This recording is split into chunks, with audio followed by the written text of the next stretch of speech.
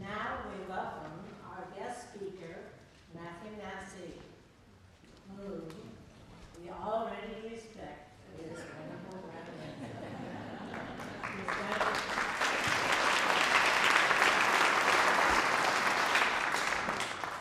He's going to talk to us about his project, the Rainbow Connection. Delegation. The Rainbow Delegation. Sorry. That's all right. I will connect you to the Rainbow Delegation. How's that?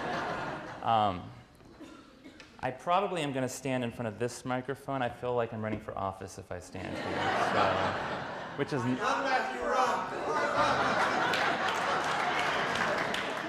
I'm glad I have your votes. Thank you.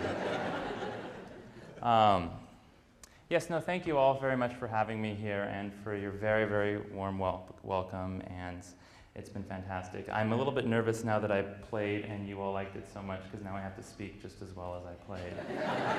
And to those of you that clapped at the moments right before the pretend end, I like to call it. Every classical piece has about 5 or 6 endings. So most people wait till everyone else claps before they clap, but I was actually laughing with my friend right before the very end because I told her that I usually cut out the last line because everyone claps after that high note that a few of you clapped at. And I decided to put it in just to try it, but still, I usually just stop because if they're clapping, they're already happy. So I might as well just stop. So I can go home earlier.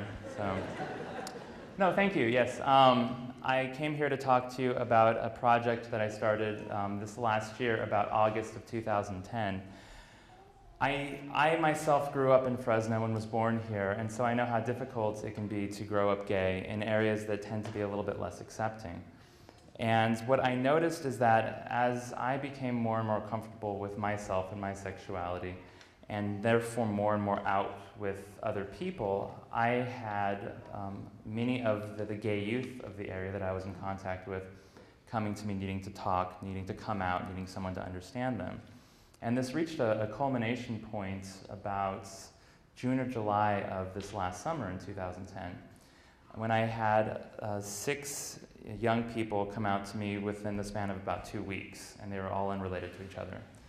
And what I noticed was that the feeling amongst them was that I was somehow the only person in the world they could talk to, and that no one else would be supportive, none of their family would be supportive, none of their friends would be supportive, and they just had no one else they could turn to. And I realized that that really wasn't the case, and that there was actually a lot more support in the community than they realized. The problem, especially at that young age, is that you just can't recognize it. And sometimes the idea of a gay community is a little bit scary. You see the extremes. You see the pride parades, you see the drag shows and the fabulousness, and it's just, you're maybe not ready for that. And so I was thinking, if the support in the community was visual presence, if those young people could look at someone and say, hey, that's somebody supportive, that's somebody safe, that's somebody I can go to, it would go a long way into helping them not feel so isolated and so afraid. And so it started with just a few dozen of these adorable little rainbow wristbands. I got a few dozen. I went to my friends and I said, hey, wear this, show that you're supportive. And, most of them were kind of like, oh, okay, whatever, Matt, whatever you say.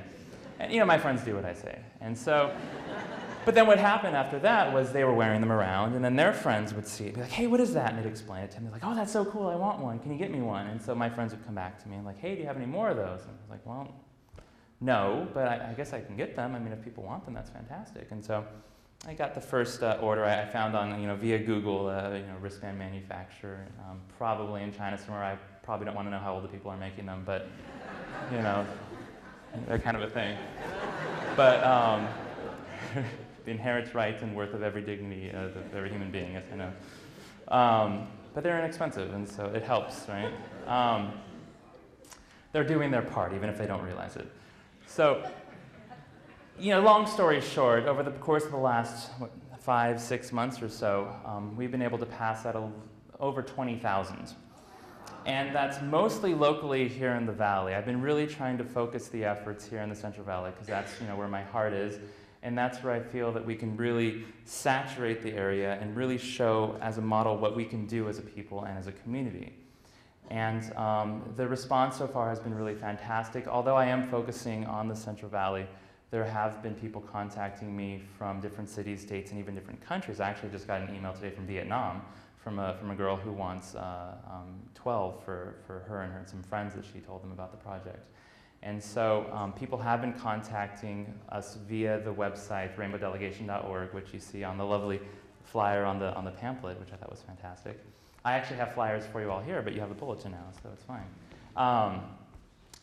And through the Facebook group. So I started the Facebook group at the very beginning of this project, and I was very excited when I got the first person to join that I didn't personally invite and know.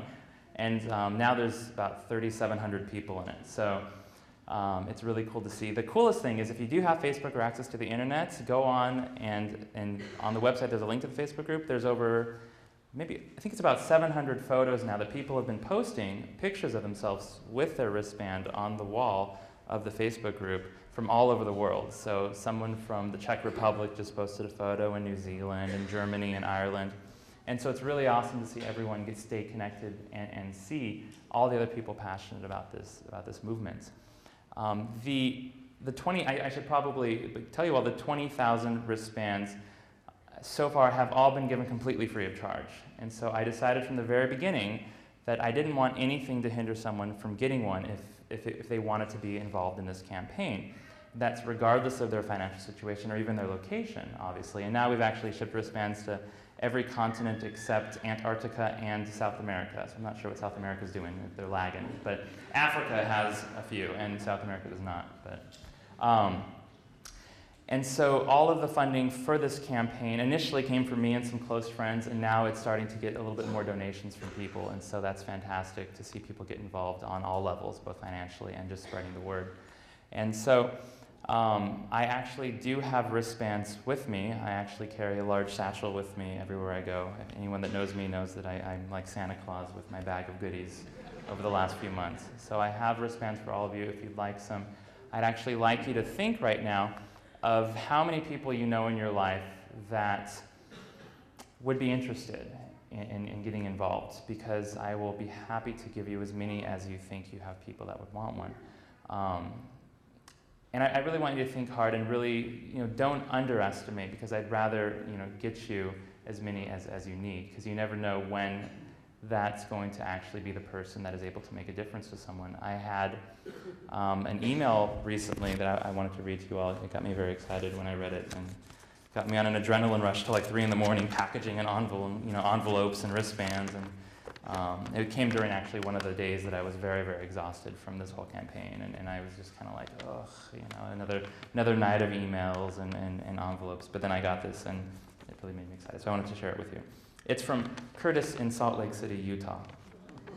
And by the way, there's only maybe 5 or 6 that I've shipped to Salt Lake City. So this, I don't know why. Yeah. I think the Moroni statue has one on that, doesn't it? Yeah. Anyway, so this is the email. I'll read it verbatim, so any grammatical errors are his, not mine. So my boyfriend wears the wristband also, and there's an amazing story to go with his wristband. He wore it to work one day, and a mom and her 15-year-old son, who had just come out, were shopping there. Her son was suicidal and was just having a rough time with everything. She came up to him the other day while he was working and gave him a big hug. When her son saw the bracelet, he realized that there was a happier tomorrow and that everything would be all right. I cried when he told me the story. I love these wristbands and this organization. It's amazing. Thank you for everything you do, Curtis. And so that was really very encouraging for me to see that thank you. The whole purpose of this campaign is happening, and it's really helping to change the lives of people, and it's very exciting to continue. I actually had an email also recently from V of Midlothian, Virginia. Midlothian, Virginia. My name is V, I'm 17, and I'm emailing you about the Rainbow Delegation wristbands. I think this is an incredible idea and a great way to show support for the LGBT community. I am bisexual, and I get a lot of at my school for openly liking members of both genders. I've been bullied verbally and physically since I first came out at age 12. In the past few years, I've lost 3 friends as a result of intolerance, one by their own choice, the others forcibly taken from them. Just last year, I lost my best friend. She took her own life after years and years of bullying, harassment, and exclusion. When she told her family, they even kicked her out, saying that they'd never have a daughter who loves another man's daughter, and that God didn't love her because she was broken and wrong. I want to wear the rainbow wristband to show her that she was important and that I accepted her even though she's no longer around to see it. So she got one wristband for her, one for her sister, and one for the girlfriend of that young person. So, yeah. So there are people that are contacting me with stories like this all the time, and I think the need for this sort of thing is very strong. I know there's been a lot of focus recently on the tragic suicides that have been occurring amongst the LGBT youth, and I can't help but think that those young people that did get to the point where they took their own life, if they would have had 10 people at their school, maybe even 5, maybe just 1 or 2 people that they could look at and say, hey, that's somebody that accepts me, that's somebody that I can go to, that's somebody who doesn't judge me, it might have made all the difference to them. And so I do ask people that if you get a wristband, that you please wear it, because this is different than some of the other wristband campaigns, like the Livestrongs and the other, like the breast cancer awareness wristbands, and that with those you can buy a wristband, throw it in your drawer, and the money still went towards the research, and you still did your part. But one of the reasons that I want to keep this free is I don't want it to be at all about money. It's not a fundraiser or anything like that. The entire point is to be a visual presence, it's to wear it, and it's to be seen by people who possibly desperately need to see it. And so if you do get wristbands, if you get wristbands for other people, please explain it as best as you can. And also, if they want more, if they have friends that want more, they can email me through the website, and they will get however many they need. And the shipping as well has always been covered free of charge as well, anywhere in the world. So I'm happy to continue this movement, and I hope that you all will gladly participate and be a part of it. Thank you.